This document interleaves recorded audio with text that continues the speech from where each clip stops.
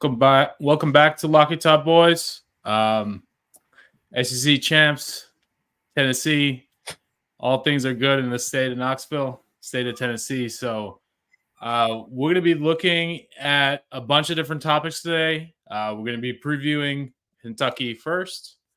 Josh is going to give us the state of Tennessee, state of play on tonight's yesterday's State of the Union. We're going to talk a lot more college basketball. March Madness is coming up. SEC Tournament is coming up. We're going to preview some of this weekend's games. Obviously, Tennessee, Kentucky is a big one. But we got other huge games, UNC at Duke, Houston, Kansas, those kind of games as well. We're going to touch upon a little bit of MLB, right? Season's coming up. Baseball's coming up. We got a lot of baseball fans amongst us. So we're going to talk to that. We're going to talk about some NFL recent updates as well. And we'll let Frank put it on ice for us and conclude with our best bets of the week. But to start us off, let's talk a little bit about our matchup on Saturday, on tomorrow, 4 p.m. Eastern with Kentucky. So, Josh, you want to start us off? Maybe introduce our hired hand here. Yeah, Naveen, I appreciate it, man. So Tennessee closed out the regular season against the Wildcats from Kentucky. They're coming down I-75 from the coal mines into the Tommy Bowl. One of the things that I've been seeing throughout the season is kind of like the inconsistency of Kentucky and the way they've played. In a one-game rock fight, sometimes I would just be terrified to play them just because some of their performances, and then other ones, they just look very, very, very mediocre. And they have fans, kind of like the guy we're going to bring in shortly, that basically want to fire Calipari. They can't make up their mind whether they want to fire Calipari or cry into their pillows at night that Rick Barnes is their daddy, right? So I don't know how things are with the Wildcats and how they are feeling coming into this game tomorrow. It is senior day, so we will be saying goodbye to Dalton Connect, Triple J, and Santiago Vescovi. So those three guys, and probably some dudes that sit on the bench that I can't really recall right now, that never see any playing time, but they'll go out and get their pictures taken. But it'll be an emotional day. It'll be a very exciting environment, and man, good luck getting a ticket in there. I think lower bowl seats in Thompson Bowling Arena for tomorrow's game was going for about $1,500 a piece. So yeah, good luck getting in there. If you're wanting to sit in the 300 sections, you're looking at about $350 on Ticketmaster before fees. So hey, if you can go, enjoy the game. But if not, hey, watch it on CBS with the rest of us. But I want to go ahead and bring Kyle in. He's on date night, so we're going to try to make this quick. Kyle's a good friend of mine, minus him being a Kentucky fan. I won't hold that against him too much. But Kyle, I want to get your thoughts, brother, on tomorrow's game. And basically, what do you think is going to go down with Kentucky, even after tomorrow, going into SEC tournament and NCAA tournament play? Gotcha. First off, Rick Barnes is not our daddy. I can tell you that right now. So he wins the national. He's got a winning record against you guys. But talk about other stuff. So, but anyway, so Rick Barnes is not our daddy. My thing is, first off, congratulations to you guys on the SEC regular season championship, or champions, I should say. So congrats on that. You guys there? Yep. Yeah, we're here, man. We just got you up on the big screen so we can kind of see you. Okay. But yeah, congrats on that. But my thoughts, I have a question for you guys first before we get into Kentucky. Is your 13th, SEC regular season champions. Where does it come to the point where you guys are just like, okay, who gives a rat's ass about regular season champions? Like, we want more. We actually want to do some a deep run in the tournament. You know what I mean? Yeah,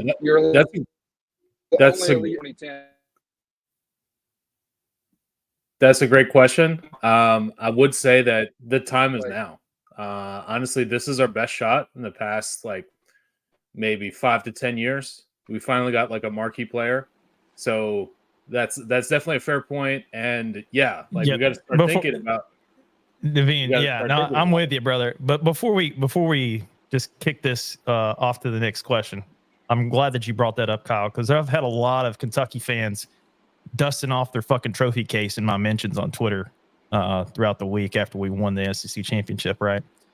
So Yeah. I would say that Tennessee, yeah, it's great that we won the SEC championship this year, regular season, right?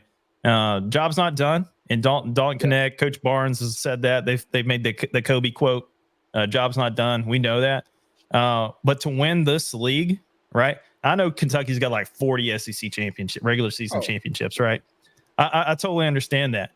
But when you look at the teams, 56. whatever, the teams that have participated in the SEC, the conference was never as deep as it has been this year, right? So you look at it from top to bottom, Kentucky probably won, 30 of those championships against a bunch of scrubs. I mean, let's just be honest. It used to be Kentucky and nobody, but now we have a lot more parity in the league. And I think there's a sense of pride that comes from winning the league this year. So I just wanted to make sure that we were clear on that before we went to the next thing. Yeah.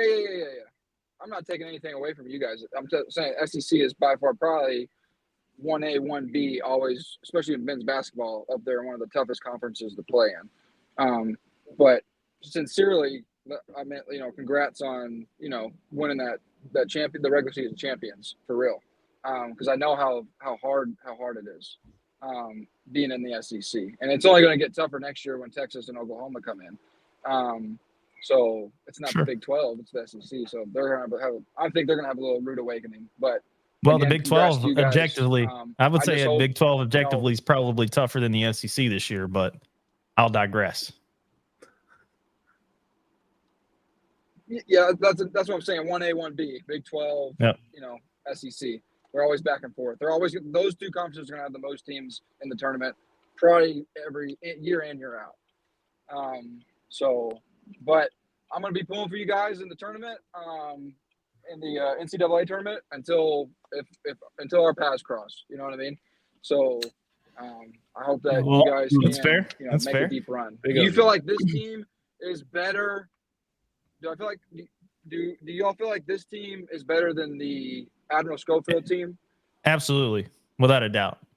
And the three of us, I'd say the three, but me, Andrew, and Naveen, we went to the SEC tournament that year where we put you guys out in the semifinals, and then turned around and lost to Auburn in a blowout. But that was probably that was probably one of my favorite games as a Tennessee fan.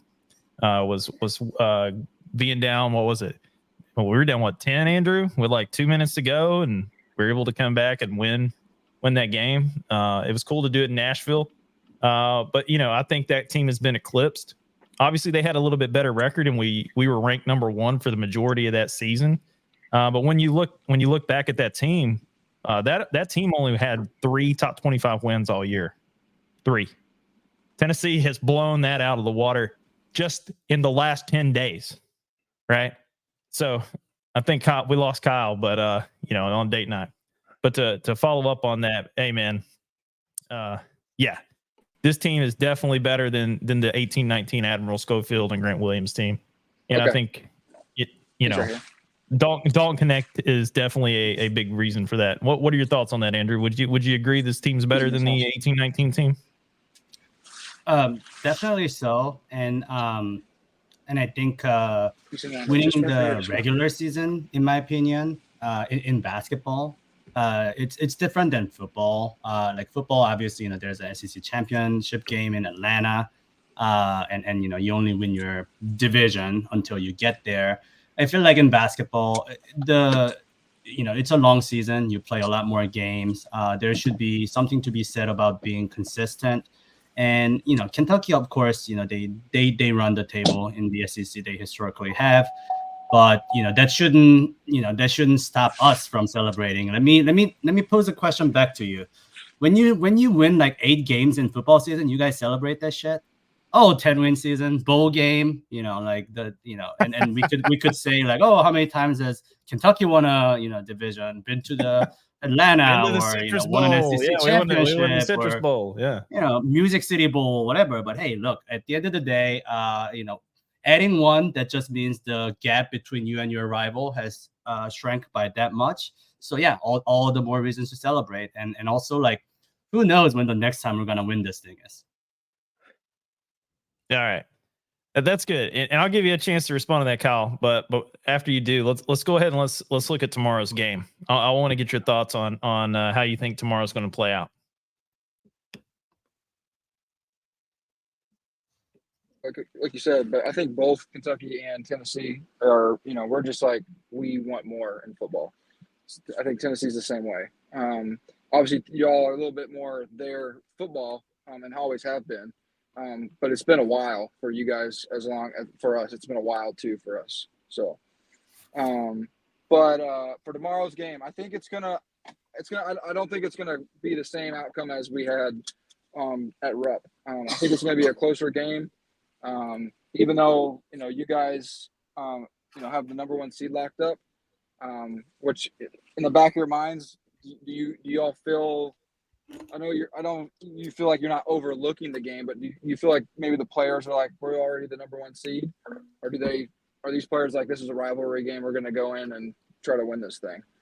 No, bro. I can tell you without a doubt, they're not overlooking you.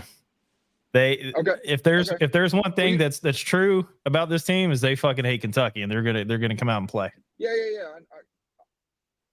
I got that, but some teams can just get complacent especially when they already got things locked up and already looking forward to possibly the SEC tournament. So I hope that they come out and both teams are swinging, because I think that's what it's going to be. I think both teams are going to come out swinging. Yeah, lost him again. Oh, is he back? Y'all there? Yeah, we got you. Yep. Kentucky's been playing very, very good the last couple weeks. So closing out some tough games at some tough spots. So I think Dillingham has been on fire. Reed Shepherd's been playing out of his mind. ESPN's freshman of the year, Dillingham as a runner-up. So if those two get going, and then you have Antonio Reeves, who's been dropping 20 a game for what is it, like 10 straight now or something like that. I think the scoring is going to be there. It's just, is our defense going to show up like it showed up against Auburn? So I'm not going to lie, the last probably week and a half or so, our defense has got a little lackadaisical. We did go on like a 3-game run where our defense was like, okay, where's this been all season? But then the last 3 games, I feel like our defense has really turned it on, especially against Alabama, Auburn. So the Alabama game was a lot closer than it should have been, but Kentucky got up so big. And this is cell phone signal in Alabama, so what can you really expect? Yeah, no, freaking. Yeah, roll shit. That's what I say. Roll damn Tide. But no signal. Keep going, bro. So you think I'm just gonna you think Kentucky's gonna win tomorrow? I just need you to answer that for me. I think they're gonna win tomorrow. Okay. All right. So you're calling your shot. Well, I know you don't have a lot. You don't have a great signal right now, so we're not going to keep you. And I know you're on date night. So what we'll do, you're calling it right now that Kentucky's going to get the win tomorrow against Tennessee. I have to disagree with you. I think we also cover senior day. But hey, we want you on the reaction tomorrow, regardless win, lose, or draw. So just make sure tomorrow there's no date night, and we have some solid lighting so we can see you. Yeah, no date night tomorrow. All right, cool. Thank you. Well, hey Kyle, we appreciate you coming on, man. Go Vols, and hopefully we have a great game tomorrow. Sounds good. Go Big Blue. Later. All right, guys. So Kentucky fans feeling pretty confident. What do you guys think? It's going to be Tennessee crushing them. Absolutely, Frank. I agree. Tennessee's probably going to win by like 18 to 22 points, somewhere in there. It's like 80 to Double the 62. spread. Double Yeah, I the mean, it's one spread. of those. Huh? It's one of those games, dude. I think it's like a double the spread game, 18 to 22 point win for Tennessee. They've been looking pretty good. Yeah, I wholeheartedly agree with you there, Frank. You don't just walk up in fucking Thompson Bowling Arena and win. That doesn't happen very often. And typically, we might drop one or two, but we've already got that one out of our system against South Carolina earlier. But he brought up kind of a point about looking forward to having the number one seed already locked up and kind of being lackadaisical going into the game. I would say it's kind of the reverse. I would say Tennessee's probably overlooking the SEC tournament and not caring about the SEC tournament and basically going all in with their chips tomorrow. Just to, put the icing on the cake, so to speak, with the Kentucky win and kind of putting the Wildcats out the pasture. Yeah, definitely agree with that. They're going to go pound them, honestly. Just looks like a beating. Yeah, I definitely agree. And I think that, this is your last time to scoop up some Thompson Bowling Arena juice as a bettor. So it's important to take advantage of that. You can't do that for another, 7-8 months. So make sure you slam the fucking Tennessee spread, 1/2, full game, etc. All right. Well, our good friend in Washington, Joey B, he delivered a State of the Union yesterday, lackluster as it was. We have a much better one for you today. So we'll start with that, boys. So, Mr. Speaker, the president of Lucky Top. Hey, I appreciate everybody coming in and tuning in to the State of Tennessee tonight. As the president of Lucky Top Sports, I would like to say things are good, things are great, and buy Tennessee stock now. We build it here and we buy it here. All right. In regards to our basketball team, obviously we saw, we just picked up an SEC title. First time that we've done outright since 2008. I know there was a recession going on at the time, but hey, we're back in full swing now, baby. Like I said, buy Tennessee stock, right? But the state of affairs, just all together as an athletic department, football's going in the right way. We just shredded the NCAA in federal court. We can pay NIL to anybody we want. We got the best 5-star quarterback in college football. So football's looking great. Baseball's only lost one game so far this year, and we're just thrashing everybody. So, we had a true freshman almost hit the home run cycle the other night at a midweek game. He hit 3 home runs as a true freshman. Impressive feat by any stretch of the imagination. So Tony V definitely has the baseballs going in the right direction. And hey, Richard Dell, man, love to see it. The speaker of House Tennessee, Richard Dell Barnes, he's just slaying every foe that comes to our borders. He's got it locked down, and there's no undocumented losers coming through those gates, baby. Tennessee's shutting it down, and we're protecting the home court, and we will continue to do that tomorrow when we have the Wildcats come into Knoxville. They may try to infiltrate through the Tennessee River, but hey, we're not going to let them come into our house and do damage to our reputation going into the NCAA tournament. But I will say, as I sit here at the Resolute desk at Lucky Top Sports Studios, I'm reminded when I look at this individual that I have here on my desk, right? This is Smokey. Most of you know. For you lay people out there that doesn't understand Tennessee sports as much, that's why we're doing so great this season, because we have that dog in us. Dalton Connect's got that dog in him. Nico's got that dog in him. The basketball and football program are skyrocketing. Buy Tennessee stock now. You won't regret it. Naveen, send it back to you. Go Vols.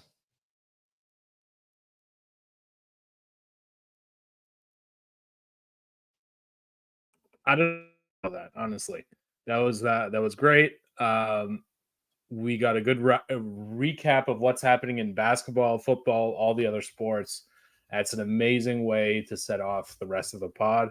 So thank you, Josh. Thank you, Mr. President. So I just want to continue our talks a little bit about the upcoming SEC tournament. We talked about the Kentucky game, but after that, it's the conference tournament.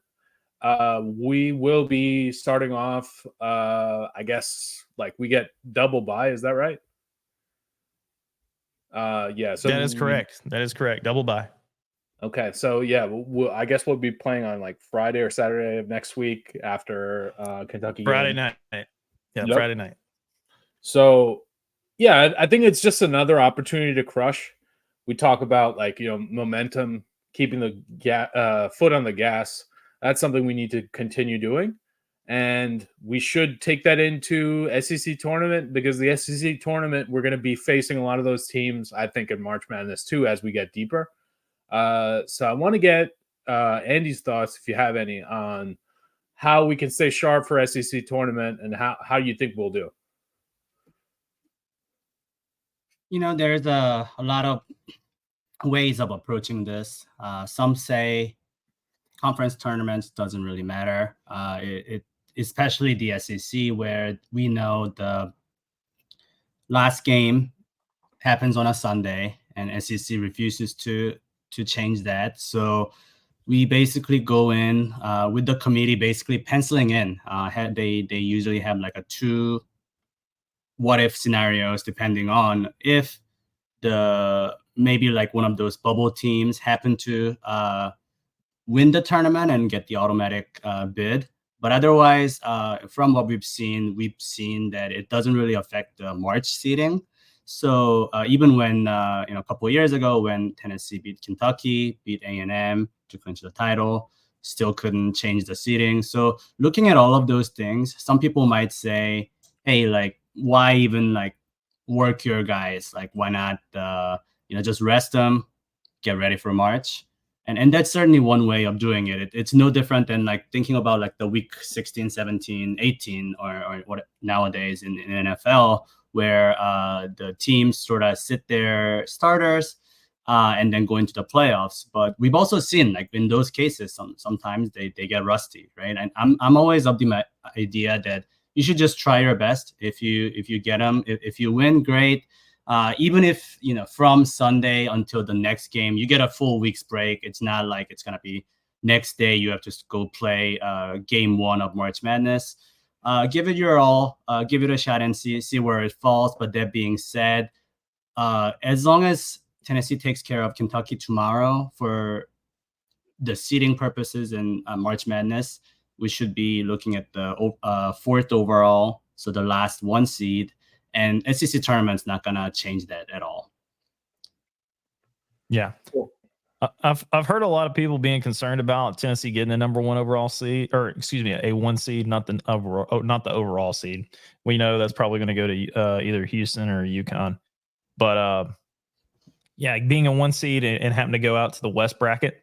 But I'll tell you, the first couple games, if Tennessee does get that number 1 seed, they will be playing in Charlotte, the first weekend. So I think that bodes well for them. That'll allow Tennessee to kind of have a home court advantage on a neutral site, because I know that a lot of people from Knoxville or East Tennessee will make the quick trip to Charlotte. I know I plan on doing it if they do wind up being in that region.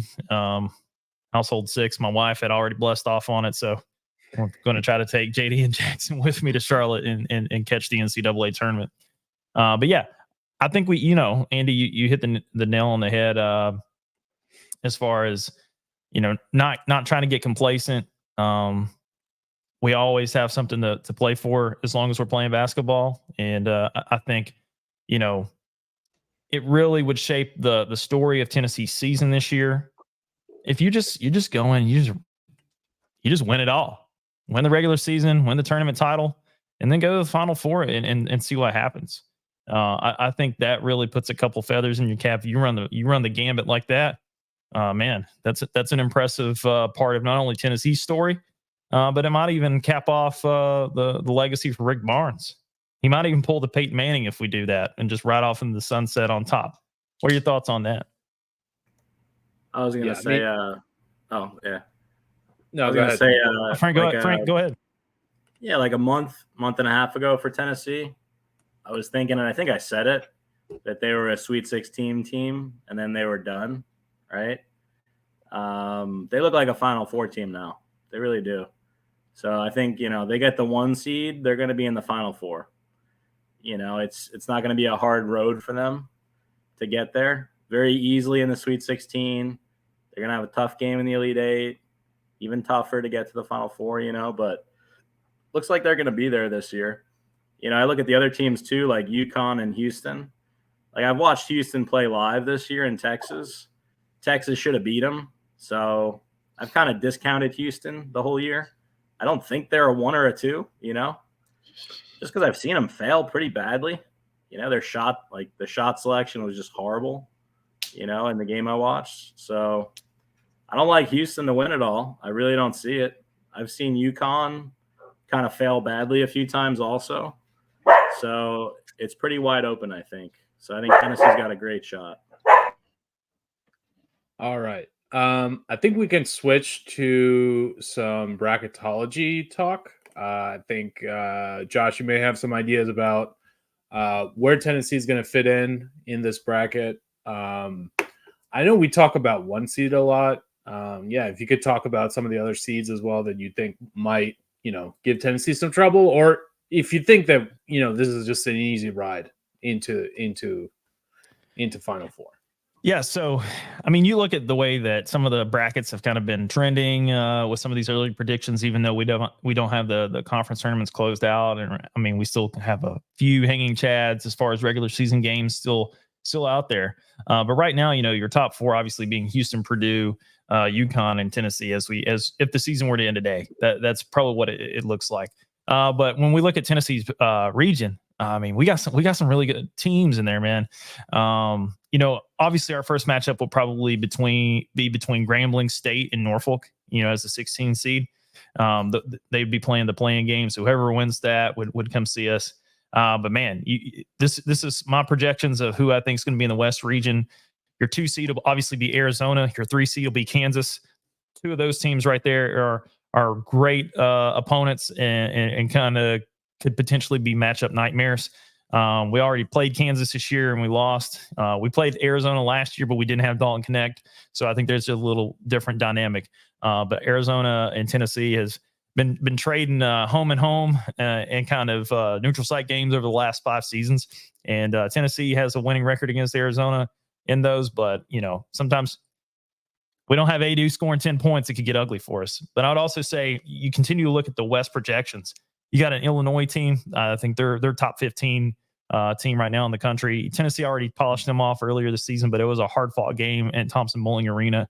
You got the Gators. And we've talked about Florida, man, and how we fixed them. Whatever it was broken about them when we played them in that snow game at home back in January. We fixed them, and they're a formidable opponent for really anybody that plays them. Then you have Colorado State, Texas Tech, Texas in there. And then obviously you got your mid-majors with Vermont, Charleston, and Eastern Washington kind of sprinkled in there at the bottom of that West region, which I think all those teams, depending, and that's kind of how March Madness is. It's just matchups, and you don't have a lot of time to prepare for them, a few days. So it's a quick turn. So whoever's going to come out of that West region, I think they got to be locked in. They got to be focused because there is a lot of strong teams coming out of that West region. Cool. Andy, any other thoughts with this similar topic? Like, who else do you think could pose a big threat for us? Yeah. So, excuse me. Just going through some of these here. The latest bracketology that most people have does put Tennessee as the last 1 seed, and we kind of like look at that, and it Josh pretty much nailed it. Expecting Arizona, Kansas, and Illinois. or Creighton, Arizona, could possibly be Baylor, but any one of those teams, I think, is pretty dangerous. Very good teams with resumes, Big 12 teams, proven. Big 12 teams with bigs. I don't want to see them, bro. I don't want to see them. So that's dangerous. And even looking at like something like a 8 seed, we could get teams like Texas, that's not. Forgetting about the historical, like a Rick Barnes being from there and all the emotional factors, but just kind of like the play style. I don't know. Like as Frank mentioned, and he's witnessed it. They're a good enough team to give the top overall seed problems. So obviously, like I want the easiest road. I think thinking about oh, this was a Mickey Mouse ring. That doesn't matter. Like you beat who you're presented with, and I hope we have the nice cakewalk, walk in the park schedule, and hopefully that'll get us to a good place. And again, looking at the current predictions right now, we're over 50% now to be predicted, to be seated as number one. And I think this prediction is basically saying that we're gonna beat Kentucky. And just not taking the SEC Tourney into account, as we mentioned. So hopefully this will be a huge momentum, I think, winning the SEC outright for the first time in Rick Barnes' career at Tennessee. Maybe they hopefully carry that momentum to the tournament, get the 1 seed locked down, and again, just kind of giving them that sense of this is our year. You have to do it now or never, and hopefully that's the case. All right. So we talked a lot of Tennessee. I think to kind of close some of the NCAA basketball talk, Frank and I are kind of going to look at some of the other games around the league. We got Duke UNC and Kansas Houston. I'll start with my takes. Frank's holding a dog right now. It's fitting. UNC is a dog. So hello, Benny. But UNC plus 4.5, I think, at Duke. It's a good value bet. I think Andy likes the money line as well. UNC kind of recent record has been kind of demolishing Duke. So I think that's a good matchup as well. And we also have Kansas Houston. It's at Houston. And my thoughts are kind of like scar tissue from that shit. Yeah, I mean that's a tough game. That's going to be at the same. It's time. at Houston. It's at Houston though this time. So I might go to Houston this time. I think Frank warned me. He's like, "Don't do it." Yeah, he warned me. No. I agree with you. Definitely like, don't do it. Kansas is a team that plays like NBA superstars at home, but on the road they're liable to lose to anyone. So I think this is a good spot to take Houston. I think the public will be on Kansas, so that's my thoughts there. Frank, can I get your thoughts on either of these games? Yeah, I definitely like North Carolina. Instead of the points, money line.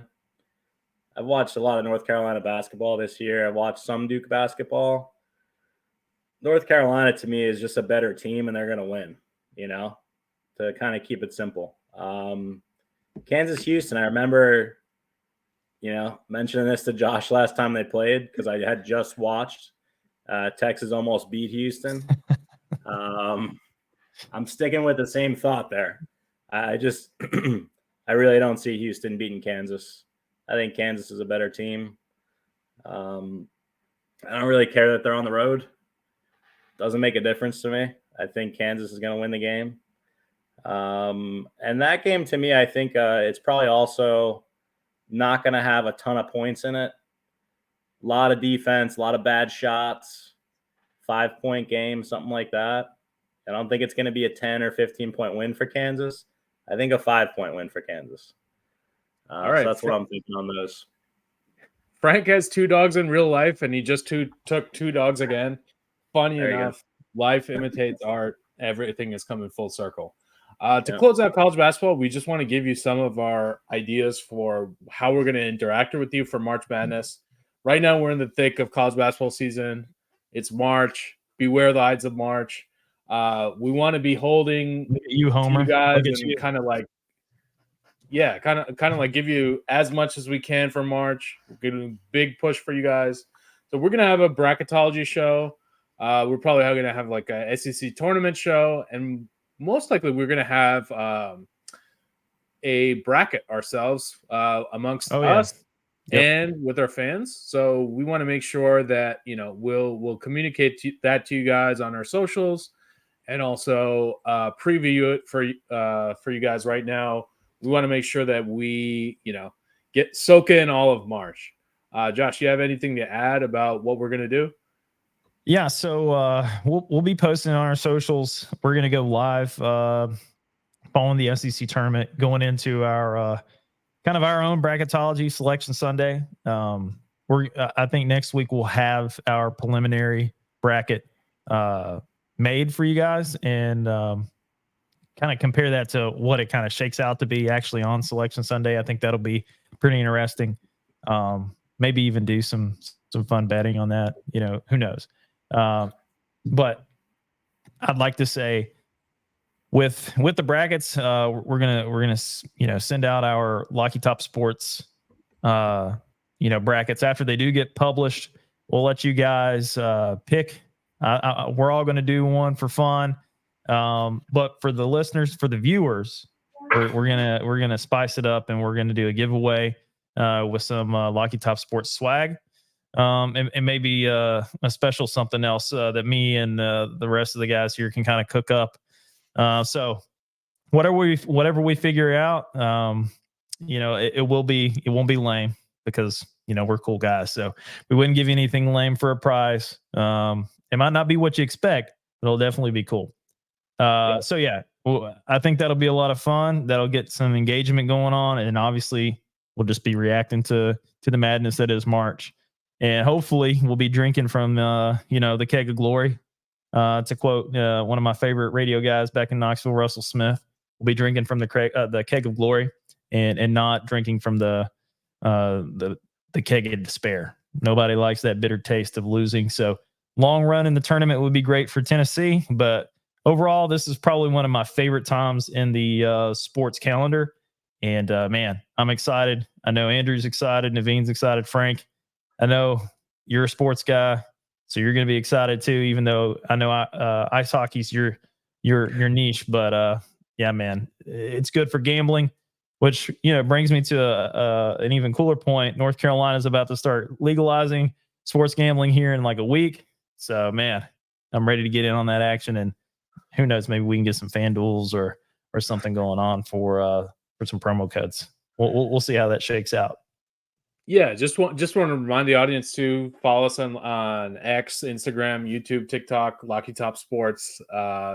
Also, we're available on Spotify as well. So just make sure that you're tuned in so you could take advantage and reap the benefits of being a subscriber. All right, so our next segment is actually about baseball. Baseball season's coming up. I think it starts the 28th or so maybe about 3 weeks. Frank, he's the hockey god, right? But he also played a lot of baseball, still plays baseball also, some amateur baseball in Austin. We want to get a little bit of your thoughts about the season coming up. I know I'm kind of in and out with baseball. Sometimes I'm really into it. Sometimes I'm not. I'm in, New Jersey, New York area. So I hear a lot about the Yankees. I know, Frank, you're a diehard Yankee fan as well. So, oh God, get that shit out of here, dude. It's not the 1990s anymore, Josh. I know, because we just fucking won a World Series 2 years ago. So there you go. That's our weapon. That's his weapon against us, dude. It's not the 90s anymore, man. That's right. Exactly. Yeah. So Frank, why don't you tell us a little bit about what you think about Yankee season? I'll touch about Dodgers, but yeah, just get us started on Yankees, bro. Yeah, so I mean, the Yankees picked up Juan Soto, huge move. Top free agent this year. Their lineup this year, there's some pros and cons to it. They have a lineup full of home run hitters. That's what the Yankees are this year. They have a lineup of guys that like 7 of the guys could hit 30 plus home runs. You got Judge, Stanton, Soto, LeMahieu. I mean, like the list kind of goes on for the Yankees. Almost every guy in the lineup is dangerous, except for maybe like the 8 or 9 hitter. And even those guys hit some home runs too. So that's what I see from the Yankees. A lot of home runs this year, but their problem always comes in the playoffs. When they have to play a 5-game, 7-game series, and they've got, Garrett Cole pitching. Last year they had no bullpen. They still really don't have a great bullpen. That's always a problem for the playoffs looking down the road. The other problem is getting base runners, scoring runs like the fundamental baseball way. Get a single, steal second, get a single, you got to run. For the Yankees, it's like strikeout, home run. That's how they get a run. And that wins you games during the regular season, but it doesn't win you a World Series. It really doesn't. It just, the odds get stacked against you when you stack your lineup with home run hitters instead of guys that bat for average, guys that bat 300, hit 20 home runs, steal a few bases, and drive in 80 or 90 runs. I really wish the Yankees would have kind of spent time on getting guys that bat for average instead of home runs. It's a dangerous team where they could score 15 runs and they can lose 7-1 the next day. I don't know what to expect from the Yankees yet. Garrett Cole pitching, they're going to win the game, So anytime you see Yankees and Garrett Cole, definitely take the Yankees run line every single time, probably all year. I wouldn't even think to not take that. The other teams. Go ahead. Yeah, I think Yankees is interesting because, I think this season is all about Rodon.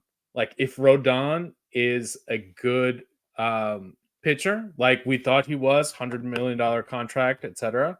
If he's not, it's going to be a disaster, right? Because we got Cole, and that's about it. So I think that's an interesting point.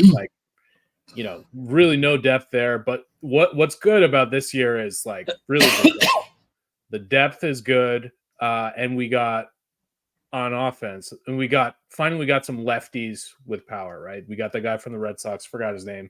We got Juan Soto. So if you're going to win as a Yankee, you need to have lefty power, so that's something. Also want to touch upon Dodgers a little bit. We won't cover every team. I know you're chopping there, Josh, but yeah, man, I know we won't cover every team because we know who the best team is on this podcast right now being represented, and that's your defending NL East champs, the Atlanta Braves. And I'll just put it like this: we got Ronald Acuna, and y'all don't. So put that in your pipe and smoke it. The Braves, Dominican Mamba. Hey, baby, we're gonna be making some waves all year long in MLB. So keep your eyes on those Bravos, baby. Yeah, I mean, I'll tell you. I was gonna say the Braves. They're gonna play a ton of over games this year. Their offense is really big. They can score a lot of runs. That's what they did last year. Yeah, I mean, they can score runs in a hurry, man. They can score 7 runs in 1 inning. So if you're looking at Atlanta Braves, I'll just tell you, bet the over. It's a run rule, baby. Run rule that ass. Yeah. Let's go. Yeah, that's definitely one of the preseason takes is over Braves every time. Yeah, just close with Dodgers on MLB here. The Dodgers lineup is insane. They got Yamamoto from Japan, $300 million. They got obviously they got Ohtani for $2 million or $70 million a year, depending on who you ask, and depending on who your accounting is. So I just think that's wild. Obviously, they got Mookie Betts. They got all the depth they want. They also picked up Tyler Glasnow from the Rays, who's very, very sneaky, great pitcher in the AL East. I know from watching, Rays versus Yankees, I know that's a lock. Whenever Glasnow starts, it's usually a Rays lock. So, hey, we got a visitor. Awesome. Yeah, we got a visitor. He's trying to go to bed, but hey, real quick, JD, we're talking about Major League Baseball, and we know that the best team in the major leagues are the Braves, correct? All right. So, who's going to win the World Series this year? Tennessee. The College World Series. Hey, Tennessee, baby. All right. Hey, Stay on brand. through and through. I like it. Thanks, JD. Thank you. All right. So, yeah, Andy. He's waving at his godson. It's okay. Gotcha. All right. So that was a good little MLB preview for you guys. Season starts in 3 weeks. We'll probably have a formal MLB preview for you guys. Go over more teams. One more thing, Naveen. Out of all the Dodgers you bring up, you forgot Freddie Freeman, man. I forgot Freddie Freeman. Solid first baseman. Hey, man. They stole him from us. I think it's. But yeah, I'm happy with our first baseman we have now. But hey, I know we only want to talk about the Yankees and the Dodgers. But hey, man, you Dodgers have a legit World Series team. Yeah, the Dodgers this year, they have a legit World Series team this year. Pitching, hitting, the offense. Like I can tell you, they have batting average guys. They have home run guys. They have guys who steal bases. They got. I was just looking at their lineup. They got Hayward. Muncy hits home runs. Hernandez.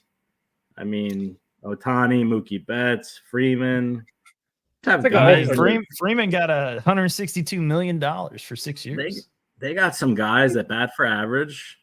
Dude, on the Dodgers, steal bases, like they got the lineup this year. The Dodgers. The Dodgers president of baseball operations, right? Andrew Friedman. I feel like he's like one of the top three. Like just generally speaking, like he's different from like the Yankees. Like sure, Dodgers spent a lot of money, but they don't just focus on the big names and shit like that. Like I feel like he's very, very solid GM that's not afraid to spend money, but also knows how to spend money. Like it's incredible how that roster is constructed. Hey, I was sad to see Freddie go to LA, obviously, but man, I'll take Matt Olson any day of the week at first base. Yeah, that's awesome, right? Like you lose one like all-star player and just like find another one. Olson is great. I will give you that. He fucking crushes the ball. He does. It's good to see. Good to see. All right, so I think we can now transition a little bit to NFL because that's the big money sport. There's a lot of things. Shield, baby. The shield. Not for long. NFL. So yeah, I mean, sayonara, Russell Wilson and the Broncos. The cap expanded $30 million in a year just because Roger Goodell crushes it. So that leaves a lot of like interesting holes in teams. Nobody's paying running backs, right? You got Derrick Henry, you got Derrick Henry, Saquon. Everybody is like a free agent that's a running back. So I think it's a really cool place to be. So Andy, do you have any thoughts on what's been happening in terms of players dropped, rumors? Well, I think we have to probably touch on this just because it's such a crazy happening that Russell Wilson and the Broncos. I mean, it is.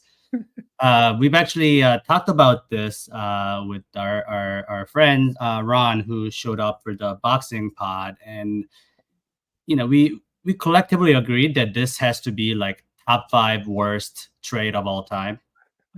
Maybe. Only in the modern era, maybe Deshaun Watson. That's a crazy trade, giving like crazy amount of first round picks and also full guarantee the entire amount. But yeah, it is pretty crazy. But Broncos decided to part ways. Honestly, like I'm not sure about the Broncos. Like I feel like they've shown us their ability as a team to like construct a team and then sort of refocus and then go at it again. When, for example, when they signed Peyton after the neck surgery. Yeah, it's the Tebow curse. and hey, at least they won a ring out of it. But they had the crazy offensive team. Yeah, it couldn't happen to a better guy either. I'm glad that VFL Peyton Manning went in and ended Tim Tebow's known Gator his NFL career right when it was in its genesis. It was great. I mean, I gotta give it to Tebow though. That touchdown pass to Demaryius Thomas was glorious. That was sick. Yeah, it was so great. Yeah, I mean it was. That being said, did a lot for they him. had the Broncos offensive juggernaut, and then they retooled after losing to the Seahawks, and then they brought in DeMarcus Ware. And then just equipping Von Miller with that, and they won the Super Bowl in a defensive way. I've always thought like it didn't make sense that they went for Russell Wilson, also Sean Payton. Like I'm not sure like what their end goal is, but it is pretty cool to sit here and say like we've just witnessed like top 3 worst trades of all time. And I'm sure our friend Ron is very happy about it, being a Seahawks fan. Look at we got another guest rocking our merchandise. So shout out to Jackson. Yeah, Jackson wants to come on and tell you guys who's going to win the Super Bowl this year. Jack, come on, go on and say it in the microphone. Who's going to win? Say it one more time, buddy. Tennessee Titans. Lock. Hot take. Hot take. We might be getting rid of our entire offense, but we're going to win the Super Bowl. Yeah, I think also like Andy, thanks. That's a great job recapping like the Russell Wilson part. But like, we also got like, I'm a Vikings fan, like Kirk Cousins. We don't know what's going to happen. Justin Fields back. Yeah, definitely got to bring Dobbs back.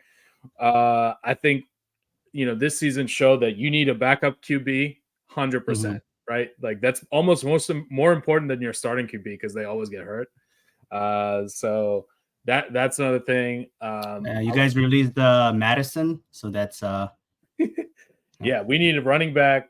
Give us Saquon. Give me Saquon and Justin Fields. Let's go. Let's have a full running attack at the Vikings. I think that would be awesome. But yeah, I do want to touch about the draft. The draft and the combine. Combine just happened last week. I'll start with a little Tennessee flavor on this. No, don't. No, I don't want to hear it. I don't want to hear about Joe Milton. I don't want to hear it. I will say it. So Joe Milton threw like a 90-yard pass like he always does, but we know how that goes. Yeah, that's never the problem, right? It's the 10 to 20-yard passes that are the problem for him. We saw the really cool clip of him bombing it down the field, but never got to worry about that. But Jalen Wright, honestly, he did pretty well. Stud. He surprised a lot of people.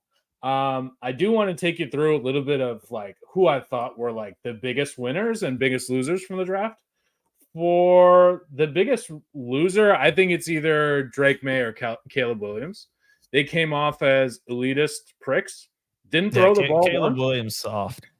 Fucking crazy. Didn't I tell you guys like 2 months ago, Caleb Williams was going to be in like the 4th round? Being said, no, he's first round, top 5. It. I said it too. No way, you said it too, guys. I just want to remind you guys that we have that on tape. I'm pretty sure I told you that. Second round, third round. Guy's going to go first. That's crazy. Caleb Williams is cheeks, bro. Cheeks. He's terrible. Everybody that didn't throw thought they were too cool for school sucked. But I will say Pussy Willows. All of them. Just Penix grown Pussy Willows. Penix looked good. I thought JJ McCarthy looked good. Guy doesn't stop winning. Interesting approach that they took. Right now, I've seen some draft predictions that Vikings are going to take him. I don't know how to feel about that. If I have to like be haunted by this guy for another 5 years. But yeah, it's very interesting. We had a good showing from all the wide receivers. Rome Odunze, new record for Longhorn. Xavier Worthy, 4.21 40. But yeah, like I think that's funny, and I will take this moment to shit on Josh's least favorite SEC quarterback, Spencer Rattler. He was a fucking disaster. He was a disaster. Ask Chase Cox about Spencer Rattler. He said he was the second coming of Christ, man. Look, JD even knows what the deal is. This guy's 6 years old, and he already knows what the rub is on Spencer Rattler, bro. Yeah, I think he, tell him about Spencer Rattler, JD. Go ahead, tell him. What is he? He's a Frank baby. He's frankly a baby. Okay. All right. but yeah, he was almost last in every category. Yeah, I thought that was pretty interesting to see. Like, well, you know, I have these like pretty boy quarterbacks not throw. I will say, on the topic of needing a backup quarterback, every team needing it, in today's NFL, someone is gonna look at Joe Milton, despite all the shit, just like Josh Allen, and think we can fix him, and he'll get drafted as a backup quarterback. But honestly, You can't fix him. Right, but maybe you don't need to. Maybe he's one of those that you bring him in as a late game needing a miracle throw for the arm strength quarterback, or like a Jacoby Brissett type of, just kind of like run, have him run the ball. For the Saints? Who's that kid for the Saints? Taysom Hill. Taysom Hill. Taysom Yeah, Thrill, baby. Something like that. You guys know how the tush push was originally started with Jacoby Brissett. Like, he's like a big guy, and they're like, oh, why don't we just give it to the quarterback and just push through? I mean, Joe Milton's a big guy too, so maybe that's how coaches may be thinking about it. Is like, yeah, we can't fix this guy, but when we need a 60-yarder, maybe we'll bring him in, and then occasional shotgun or just like a sneak. And I think there's actually a value in that, having that ability on a team, especially where quarterbacks are dropping like flies nowadays. So yeah, and he I think you're onto something, Andy. You talk about the push. Yeah. But Joe's already got his moniker, Overthrow Joe, baby. Yeah, bring him in with 7 seconds left in the fourth quarter when you're at your own 45. Yeah. Yeah, you just know this guy always throws 65 yards, so just make sure it's 65 yards. Yeah. Don't draw this bullshit screen pass, just 65-yard, air it out. He'll throw it. Yeah, he'll throw it, and then it'll go through the goalpost, right through the uprights. All right. So we're going to have Frank put it on ice for us next. All right. So that bet there, the Avs over, is not the one I was thinking. Oh, shit. What were you? So the Flyers tomorrow. Okay, got it. Yeah. So yeah, this game, later game tomorrow, Flyers versus the Lightning. It's one of those games that if you kind of looked at the season, how it's progressed and how the teams are playing, the Lightning are playing relatively loose defensively, and they're scoring quite a bit of goals lately. The Flyers have pretty much been putting up like 3-goal games pretty consistently. Also, these teams have played twice already this year. One time it was a 9-goal game 2 months ago, and last month they played and it was an 8-goal game. So, when there's that much open ice in the NHL, goals get scored, right? So I see this as just one of those over games. Looks like the Lightning are going to win like 6-3. If I was looking at just a game number final, something like that. Saturday game? Yeah, it's Saturday, tomorrow night, 7:00 Eastern. So it looks like to me, just one of those games you look at and you can see that, you're going to see 8 or 9 goals in the game, pretty simply. So that's the bet I look at for tomorrow. For the rest of the year, my opinion's changed from a month or two ago. I was thinking it was Oilers Avalanche at the top. The team to beat in the NHL right now is the New York Rangers. Igor Shesterkin has been playing just phenomenal in goal. He's looking like a, NHL Cup winner that's the MVP. That's just the way it looks. I mean, the guy's been almost, when you see a player that has swagger on the ice or the court or the field, whatever it is, he's goaltending with swagger. That's the way Igor Shesterkin is playing goalie right now. So like if a guy gets in the crease, he'll just punch him in the face. He'll just take his blocker and hit him right in the face and just say, you're not scoring. So the New York Rangers look great. I mean, they've been winning a lot of games. Goaltending's looking great. They got the big boy in there, Rempe, now. I love that guy, as a New York Rangers fan as well. Just seeing a guy that fights over and over and over. You don't see that in the NHL anymore. You don't see a guy that just drops the gloves every single game. I mean, literally every game. And the guy's almost 7 feet tall. He's just a massive guy. Can you imagine a guy that's 7 feet tall skating at you on ice that's jacked and then it's just going to throw his gloves down and fight you? That's a big move for the Rangers. I don't want to. Big motherfucker, man. No. He's a massive dude. So they've got in the NHL, right? You need an enforcer. You need guys that can score goals. You need guys that can pass the puck. You need good defensemen, and you need a good goaltender. Rangers have the complete package right now. Adding him, Igor stepping up. They're scoring goals, getting goals from the third and fourth line, which is important in the playoffs. If you want to win a 3-2 game in the playoffs, you need a goal scored by a guy you've never heard of. You need a guy scored. Your eighth or ninth best player has to score a goal to win a cup. So my two takes, for the rest of the year, New York Rangers, they're going to make a big run this year. They got all the tools to be successful. They really do. I was doubting them. A month or two ago. But since the All-Star break, it's a completely different team. Just playing very, very well. So that's what I got for you guys on NHL. All right. We'll quickly transition into best bets. My best bets are for tomorrow. Houston minus 8.5, UNC plus 4.5. Those are the locks, boys. I think UNC, we can even dabble a little bit, take the money line. Again, Houston, this is a tale of two cities, right? When Kansas is away, they suck. Houston at home is tough. I know, last time Frank and I faded this. Frank might not agree with me this time, but I think Houston is a big lock. So yeah, take these picks. We're 42 and 32 right now. We're not quite at the 60% plus clip that we were, but we're still 57%. So you could trust us with our locks. Josh? I was gonna say, it's because of picks like Houston that we're close to 500. Damn. Oh, roasted. Kansas Shots smoked them fired. last time though. Shots fired. Got to flip. I don't know. Hey, All right. man, you win some, you lose some, as long as the outcome is income. That's what Drake says.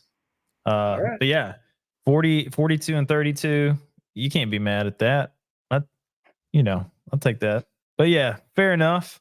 Houston, now I know I'm not going to bet against Kansas at home, no matter who they're playing, even if it's, a top 1 or 2 or 3 team like Houston.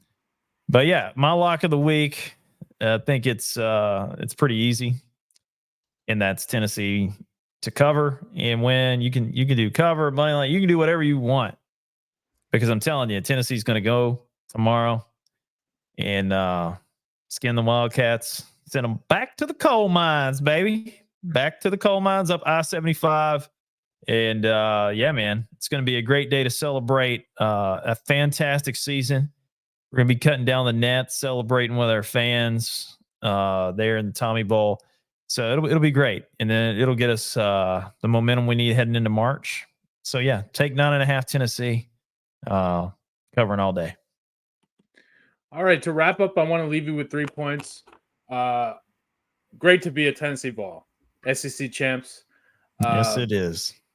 We got the momentum going into the SEC championship. We got the momentum going into the March Madness tournament. Second point is we're going to be doing a lot of content for you guys for March Madness. So stick tuned, stay with us, subscribe, like, do whatever you need to do on the internet to talk to us, because we'll be giving you free nuggets, good picks. And also, you'll be able to interact with our bracket, interact with us as we go along the SEC tournament and March Madness. So stay tuned for that. And lastly, we did a special boxing episode. So we sat down with our friend of the pod, Ron 2. and we talked about boxing versus MMA. We previewed some fights that are coming up.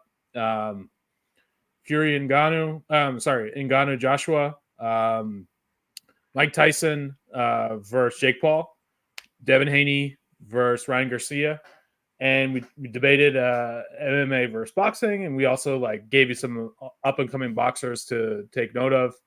Ron's really good because he boxed not professionally, but he boxed amateur, amateur boxer. Some good boxing training, boxing expertise. Yeah, just actually in just now, Joshua just knocked him out in second round. So wow, okay. Breaking news, straight from the breaking news desk, man. All right, so we did pick Joshua, so that's good. So that's 43-32, baby, on the locks. All right. So, but I do want to say something real quick about squaring the circle. Love the name. That was great by Ron last night. And man, if you're a combat sports person, MMA, boxing, whatever it is within that arena, man, do yourself a favor. Go to Spotify. Go to YouTube. I posted on the Instagram account. We put it on our other socials too. But go listen to that, man. Ron gives some expert. And I know he's an amateur boxer and he's had some training, but he he's from the mean streets of New York, man. He went in there and he was training in those gyms up there in the mecca of boxing, right? There's been a lot of good quality boxers come out of the city of New York, and he gave a lot of good insight. And man, it really piqued my interest into combat sports. I mean, I'll go to a Buffalo Wild Wings every once in a while, drink beers with my friends, and watch Dana White put on a good show with MMA. And, as a kid, I used to watch ESPN Friday Night Fights with my granddad, right? And, the likes of Oscar De La Hoya and Butterbean, right? Just to name a few. But yeah, Ron and Naveen do a really great job of breaking that down. If you're a novice or just a beginner listening to that kind of stuff, man, do yourself a favor. Get plugged in. And I think they're going to give you some more content on that moving forward. We're workshopping a few things on that. But yeah, go like, subscribe, and let us know what your thoughts are. But yeah, I loved it.